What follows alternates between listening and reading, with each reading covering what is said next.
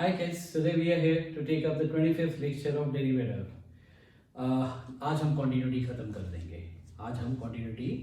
देंगे. एक लेक्चर और लेंगे जिसमें we'll be studying about the differentiability rule. ठीक है? Now let's see this one. आज कुछ अच्छे question I'll take up, final question I'll take up for a continuity. ध्यान से देखिए, continuity के final question क्या होते हैं? वो क्या है हमारे पास? Question this is 17. We left out. Question 17 है. क्वेश्चन क्या कहता है? f of x is equal to ax plus 1 and bx plus 3 if x is less than equal to 3, if x is greater than 3. ठीक है ना. अब हमें क्या कहता है? वो कहता है find relation between a and b. Find relation between a and b so that the function f defined this is continuous at x is equal to 3. x is equal to 3 पे वो फंक्शन क्या है? Continuous है. ध्यान रखना, आप जब भी मेरा काम करेंगे अपने साथ एनसीईआरटी लेके जरूर बैठेंगे. ठीक है ना. हम क्या लेते हैं? We follow the same rule. I first take up left hand limit. Left hand limit क्या होगा? Limit x tends to 3 minus this is what ax plus 1. This is what ax plus 1. This comes out to be what we have limit h tends to 0. This is a 3 minus h plus 1. The moment I put 0, this comes out to be 3a plus 1. Now we have right hand limit. Right hand limit क्या होगा? Limit x tends to 3 plus. x tends to 3 plus. This comes out to be bx plus 3. This comes out to be what we have limit h tends to 0. This is b into 3 plus h plus 3. जैसे मैं इसमें 0 डालूंगा तो ये क्या होगा? 3b plus 3 आ जाएगा. ठीक है. as we know this function is what? As f of x is continuous at x is equal to 3. So what I get? Left hand limit is equal to right hand limit. Left hand limit किसके equal है?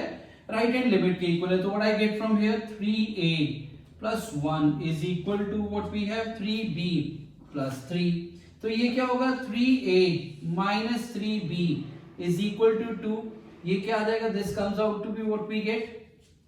Sorry, let it be there only. Relation निकालना है ना. 3a is equal to 3b plus 2. तो a is equal to क्या आएगा? That is 3b plus 2 by 3 is my answer. This is a relation between a and b. This is the relation between A and B. That's what he's asked. Okay. Now taking up his next question, that's the question number 17. Question number क्या है? 17. ध्यान से देखें इस question को. Please take care everybody.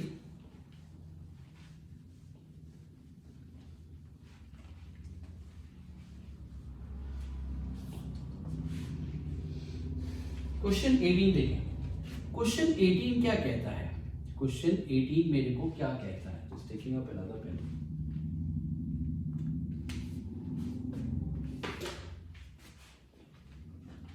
Question 18 मेरे को क्या कहता है? वो कहता है f of x is equal to what we have. ध्यान से देखना, lambda into x square minus 2x. lambda into x square minus 2x. ठीक है. नेक्स्ट क्या है? 4x plus 1. If x is less than equal to 2, sorry not 2, it is 0. If x is less than equal to 0, if x is greater than 0. Now what I say, for what value of lambda is the function defined? Is the function this defined continuous at x is equal to 0? वो कह रहा है किस value, lambda की value पे this function will be continuous at x is equal to 0. Now what I'll again take up in this case, I'll take up left hand limit. Left hand limit हम किस पे लेंगे? At x is equal to 0 पे. ठीक है. x tends to what I have? 0 minus. तो ये क्या बन जाएगा? Lambda x square minus 2x. ये क्या आता है? Limit h tends to 0. Lambda this is 0 minus h का square minus 2 into 0 minus h. Now what I get from here? This comes out to be what we get. Limit h tends to 0. This is ये क्या है? h square. This is what we get 2h. Now if I take out h, अब यहाँ पे अगर मैं 0 डालता हूँ, यहाँ पे h को 0 डालता हूँ तो ये क्या आएगा? 0 plus 2 times of 0. Answer is 0. Left hand limit comes out to be 0. Now what we have right hand limit, क्या है मेरे पास right hand limit, right hand limit क्या होगा, limit x tends to 0 plus ये क्या था 4x प्लस 1, क्या था 4x प्लस 1, ठीक है प्लस 1।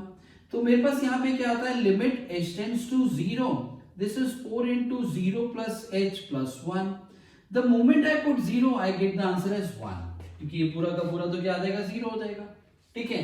अब मेरे पास अगर मान लो आप चाहो तो वैसे तो जरूरत नहीं है, अगर मान लो तब भी कहता है नहीं ये निकालना ही निकालना है, f of 0 लूंगा, answer comes out to be 0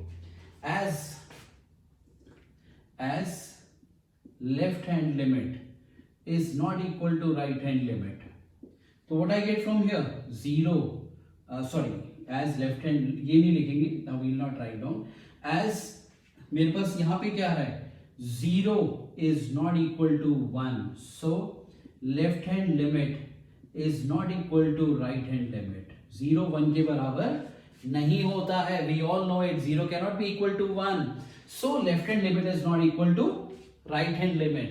This implies f of x is not continuous for any real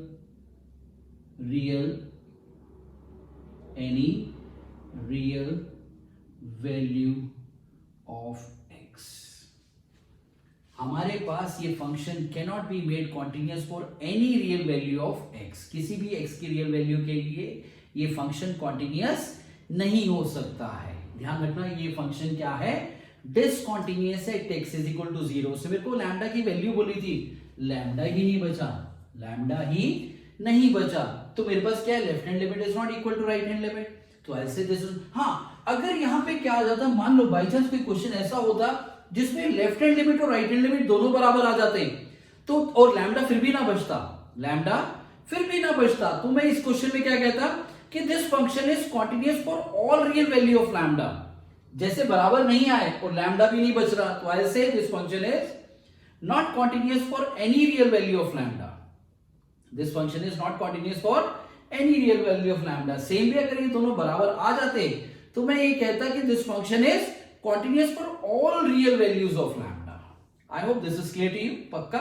Let's move on to the next one, देखिए ध्यान से, इसी क्वेश्चन में उसने मेरे को फिर से बोला, मेरे को कहता है what about the continuity at x is equal to 1? What about the continuity at x is equal to 1?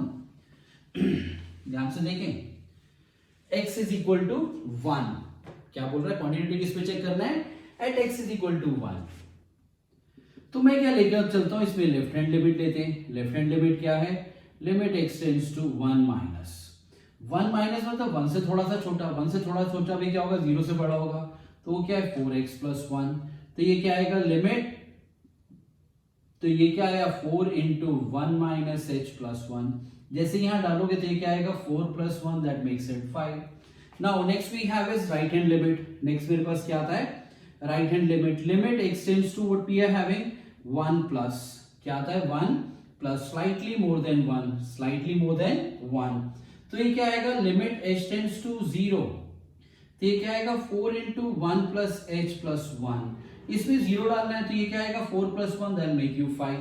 Now if I talk about f of 1 भी क्या है, तो मेरे पास यहाँ पे क्या आएगा f of 1 यहाँ डालेगा 4 into 1 plus 1 that makes it 5, as left hand limit is equal to right hand limit is equal to f of 1, so f of x is continuous at x is equal to 1।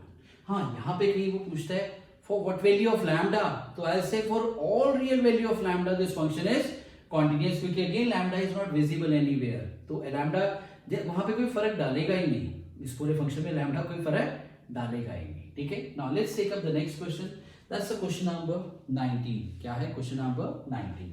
Now ध्यान से सुनना मेरे को please carefully अभी।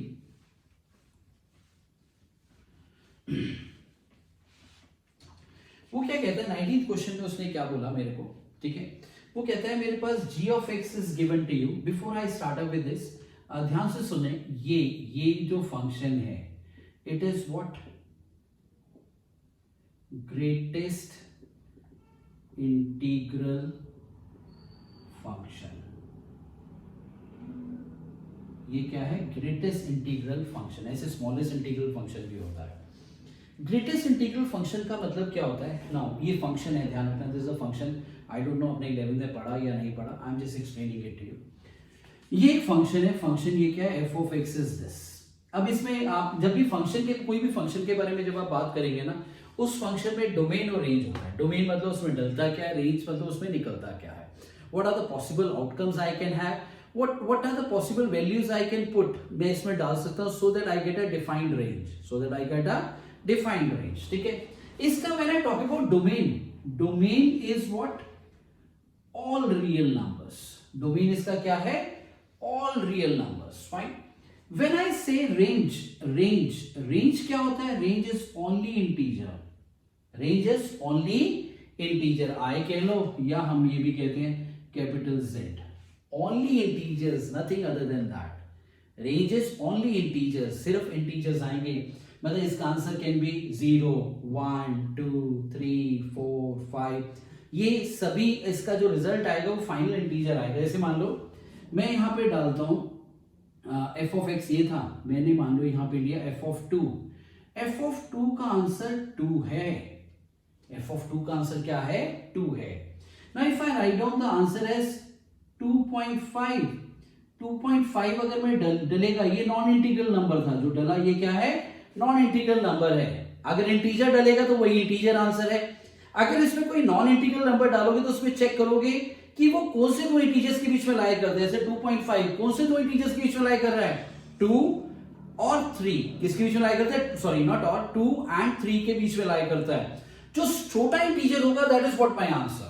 Greatest integer function के केस में क्या होगा? जो छोटा इंटीजर होगा, the smallest integer will be my answer, तो that means this answer is what? 2। Now अब पॉइंट आता है कि अगर ये 2.6 होता तो भी आंसर यही था, तो भी आंसर यही था, क्योंकि किसके बीच में लाई कर रहा है? 2 और 3 के बीच में, आंसर इज 2। अगर ये 2.9999 होता तो भी किसके बीच में है? क्योंकि 3 से बड़ा नजदीक है, बट तब भी आंसर क्या होगा? 2 ही होगा। आंसर क्या होगा इसका? 2 होगा। फाइन। अगर ये मैं लिखता हूं 2.1 तो भी आंसर क्या है? 2 है, because it lies in between two integers. वो क्या है? 2 और 3। जो छोटा इंटीजर है that is what my answer is. ठीक है। एक छोटा सा एग्जांपल और भी लेते हैं। जैसे मैंने यहां पे डाला f of -5, आंसर इज -5। अब मैं यहां पे डालता हूं -5.3। अब हमें चेक करना है कौन से दो इंटीजर्स के बीच में लाई कर रहा है। ये लाई करता है -5 और -6 के बीच में, -5 और -6 के बीच में। छोटा इंटीजर कौन सा है? छोटा इंटीजर इज व्हाट? -6। तो आंसर इसका क्या आएगा? -6। तो जब भी हम ग्रेटेस्ट इंटीजर के बारे में बात कर रहे हैं तो हमें क्या ध्यान रख के चलना है कि वो कोई भी जो उसमें जो इंटीजर डलेगा that same integer is my answer. अगर मेरा उसमें कोई नॉन इंटीग्रल नंबर डलता है तो हमारे पास आंसर क्या होगा? जो दो इंटीजर्स के बीच में चेक करेंगे नॉन इंटीग्रल को, कौन से दो इंटीजर्स के बीच में लाई कर रहा है, the smaller one will be my answer in that case. ठीक है, क्लियर है? ओके। नाउ ये मेरे पास ग्रेटेस्ट इंटीजर फंक्शन है। ध्यान रखना ये एक रूल होता है ग्रेटेस्ट इंटीजर फंक्शन के साथ कि greatest integer function is always continuous for all integers. Greatest integral function is always continuous for all integers and it is discontinuous for all non-integral numbers। जितने भी non-integral, sorry, it is always continuous for all non-integral number and it is discontinuous for all integers। सभी integers पे वो discontinuous होता है। Greatest integer function फिर से repeat कर रहा हूँ, is always discontinuous for all integers and always continuous for all non-integral number। जैसे मैं आपको छोटा सा इसका एग्जांपल देता हूँ। जैसे मेरे पास हमने पहला क्वेश्चन लिया एक 2.5 या 2.5 की जगह थोड़ा सा और अच्छा नंबर डालते हैं, दैट इज 5/2। 2.5 ही होता है बट ठीक है। नाउ अब मेरे पास यहाँ पे क्या लेता हूँ, I will take up left hand limit. Left hand limit डाला, limit is x tends to 5/2 minus, function क्या है? ग्रेटेस्ट इंटीग्रल फंक्शन है। अब ये क्या डाला? Limit h tends to 0, this is what we have 5/2 minus h। 5/2 minus h मतलब 5/2 से थोड़ा सा छोटा, मतलब 5/2 क्या? 2.5, 2.5 से थोड़ा सा छोटा। कौन से दो इंटीजर्स के बीच में लाई करेगा? 2 और 3 के बीच में। तो answer comes out to be what? Straight away 2। हमने लिमिट नहीं डाली, कुछ नहीं डाला, उससे थोड़ा सा छोटा, V line between 2 and 3। Now if I talk about right hand limit, limit x tends to what we have 5/2 plus, तो ये क्या डलेगा यहाँ पे 5/2 plus h, 5/2 plus h, slightly more than 2.5, तो किसके बीच में लाई करेगा, 2 और 3 के बीच में लाई करेगा, तो answer will come out to be what, sorry यहाँ पे डायरेक्ट चल दिया please, this is what we have, let us see function x, now this can be written as limit h tends to 0, तो ये क्या आएगा 5/2 plus h, slightly more than 8, जब 2 से 2.5 से थोड़ा सा बड़ा है, line between 2 and 3, answer will B 2, answer will be what, 2 value. Are you clear? No problem in this. Okay. Now, same way if I talk about f of, अब यहाँ पे ध्यान से देखना, f of 5/2, that is the greatest function 5/2, it is 2.5, answer we know it, it's 2. तो हमारे पास क्या आया, as left hand limit is equal to right hand limit is equal to f of 5/2, so f of x is continuous at x is equal to 5/2. तो इससे ये show होता है. अब कोई भी नॉन इंटीग्रल नंबर डाले, ग्रेटेस्ट इंटीजर फंक्शन उस पर्टिकुलर नॉन इंटीग्रल नंबर पे हमेशा कॉन्टिन्यूअस होगा. अब मैं एक इंटीजर के साथ आपको दिखाता हूं, ध्यान से देखें. Let's see with some integer. Now integer, कोई भी इंटीजर उठा लें, let's pick up as 2 only.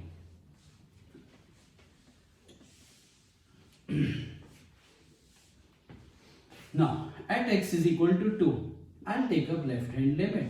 Left hand limit is limit x tends to 2 minus slightly less than 2, and integral is what, x, ये greatest integral function है. अब यहाँ पे क्या आता है, limit h tends to 0, this comes out to be 2 minus h.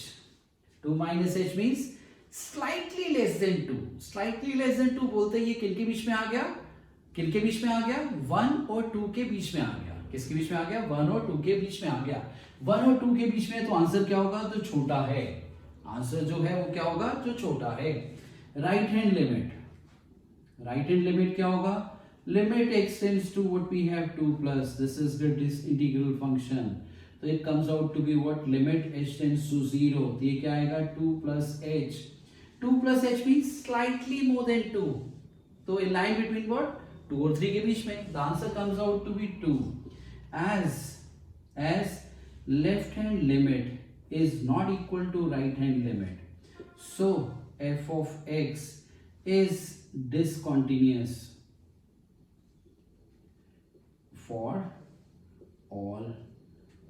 at x, discontinuous at x is equal to 2. तो ध्यान रखना, it is discontinuous for all integers. It is continuous for all non-integral numbers. Be careful, greatest integral function. ठीक है. इसी के ऊपर based हमारे पास एक क्वेश्चन है, others little theoretical, but still I try to explain up to you. Now ध्यान से देखना, थियोरेटिकल क्या कहता है. नाउ थियोरेटिकल क्वेश्चन मेरे को कहता है कि मेरे पास क्वेश्चन है, क्वेश्चन नंबर 19. क्वेश्चन नंबर 19 सब लोग अपनी अपनी एनसीईआरटी में बड़े ध्यान से देखेंगे. इस फंक्शन का नाम है फ्रैक्शनल पार्ट फंक्शन. इस फंक्शन का नाम क्या है, फ्रैक्शनल पार्ट फंक्शन. ठीक है ना. अभी मैं उसको एक्सप्लेन नहीं करूंगा ऐसा क्यों और क्यों हम इसका नाम ऐसा रखा हुआ है. ठीक है, ध्यान से सुनना. ग्रेटेस्ट ये फंक्शन है. अब उसने मेरे को यहाँ पे ये कहा, we have to prove it is discontinuous for all integers. हम ये प्रूव करना है, it is discontinuous for all integers. अभी हमने बोला था ग्रेटेस्ट ये फंक्शन है तो डिसकंटिन्यूअस है सभी इंटीजर्स पे, और नॉन इंटीग्रल नंबर पे वो हमेशा क्या है, कॉन्टिन्यूअस है. तो हम क्या लेके चलते हैं, हम एज्यूम करते हैं let a be any integer. Let a be any integer. Now हम क्या लेके चलते हैं, लेफ्ट हैंड लिमिट. कोई भी इंटीजर हो सकता है. Limit x tends to a minus, this is x, this is what, greatest integral function. ये क्या है, this is greatest integral function. Now what we are having up, this is, हम लेते हैं limit h tends to 0, this comes out to be what, a minus h. This is what we have, a minus h. जब मैं यहां पे ध्यान से देखना, यहां इसको एज इट इज लिखते हैं, limit h tends to 0, this is a minus h. अब ये क्या था, ये इंटीजर था. ये स्लाइटली लेस देन ए है, एक इंटीजर है। जब वो ए से थोड़ा सा छोटा होगा, a line between what, a minus one and a, किसके बीच में लाई करेगा, a minus one and a। तो यहां पे आंसर क्या आ जाएगा, come out to be what, a minus one. Answer comes out to be a minus one. अब मैं यहां पे जब डालता हूं h टेंड्स टू 0, तो ये क्या आया, a minus a plus one, ये कटा, आंसर इज 1। ठीक है। नाउ राइट हैंड लिमिट क्या आता है, right hand limit. Right hand limit को ध्यान से देखना, limit x tends to a plus, क्या है, limit x tends to a plus x minus greatest integral function, limit h tends to 0, this comes out to be what, a plus h minus, ये क्या आएगा, a plus h। Now what I get from here, like a plus h, a plus h means slightly more than a।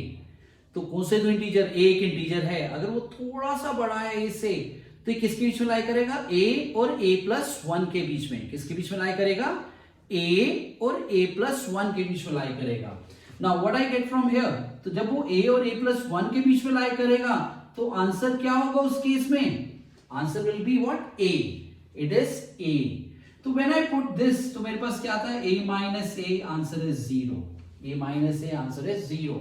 So as what we are getting, as left hand limit is not equal to right hand limit, so f of x is discontinuous for all integers। सभी integers के लिए क्या होगा, discontinuous होगा ना। अब फिर से मैं रिपीट करता हूँ, इस लाइन को बड़े ध्यान से देखना, इस वाली लाइन को बड़े ध्यान से देखना। Lot of people have this confusion, why we write the answer as, यहाँ पे ध्यान से देखना, बहुत से लोगों को ये कंफ्यूजन होता है, ये a माइनस वन हमने क्यों लिखा।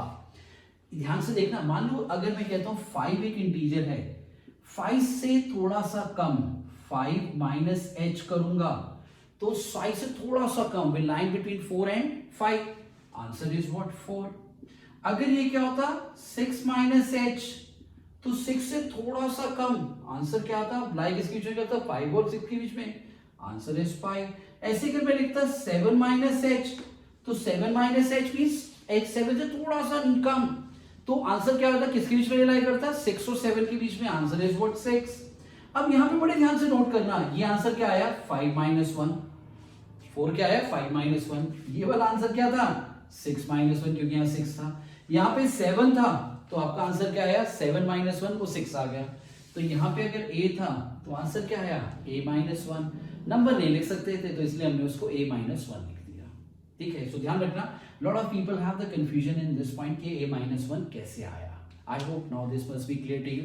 सो आज के लिए हम यही 3 क्वेश्चन करेंगे, they are all good questions of it. So next lecture will take up in the next class with you, that will be the lecture number 26। So take care till that time, enjoy yourself, God bless you।